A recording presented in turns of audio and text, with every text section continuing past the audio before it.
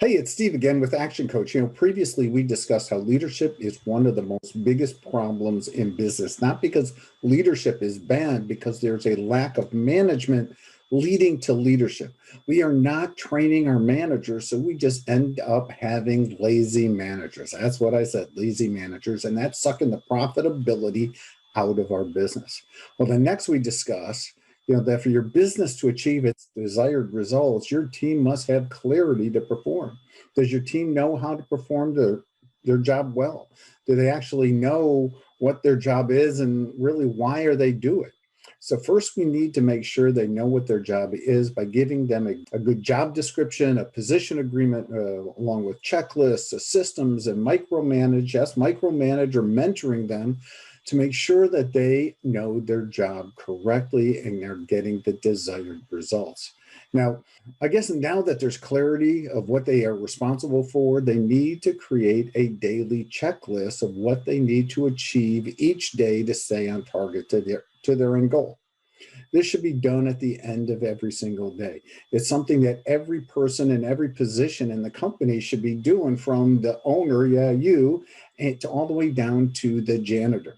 So I just wanted to remind you here that, at any time, if you want to get more clarity on how to implement any of these strategies in your business, just book a call with me so we can discuss it further. You can find the link on this page to book a call. So let's get back at it. So if you want higher productivity out of your people, literally make sure that before they leave the office, warehouse, or wherever they work, they leave a list of what needs to get done and achieved tomorrow.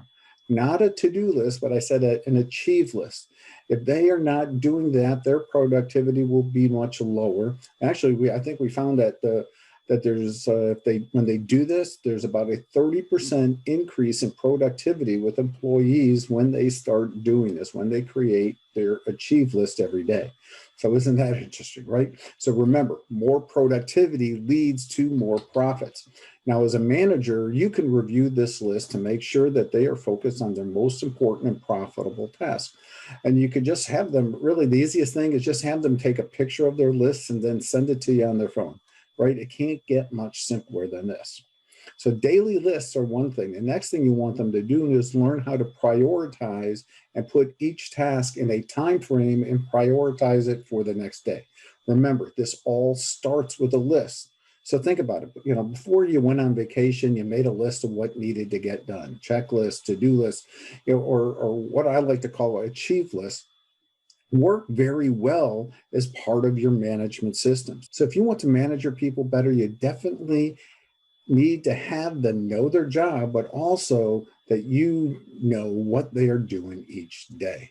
So now these daily lists become weekly lists. Why do you need a weekly list? Simply put, there's going to be 3 different types of meetings with all of our employees to get you out of being a reactive manager into being a productive manager. So the first is what I call a 5-minute stand-up meeting. Everybody's standing around. Why? Because you don't want people getting too comfortable and you don't want it to be more than 5 minutes. The purpose of this meeting is to find out what they achieved yesterday and what they're focusing on today. This way, you know that they are going to be focusing on their most important task. And this is really what being a proactive manager is all about. So the second meeting is more of a weekly strategic leadership team meeting for your managers. The purpose here is so that make sure everybody is on track to reaching their goals. This meeting should be about solving problems and issues that are slowing them down to achieving them. And the third meeting is really one-to-one meetings with your direct reports. The purpose of this meeting is to mentor them in areas that they might be having that they need improvement on, or how they can be more productive leaders within your organization. So usually these are just issues that you really don't want to discuss in a group, so it's better to have them on a one-on-one basis. And these meetings are all here to help you be proactive in managing your team. Now, I think reactive management started maybe with this whole open door policy. You could always come in, ask me a question, my door's always open. So what happens is they end up coming in at any time of the day and ask you questions.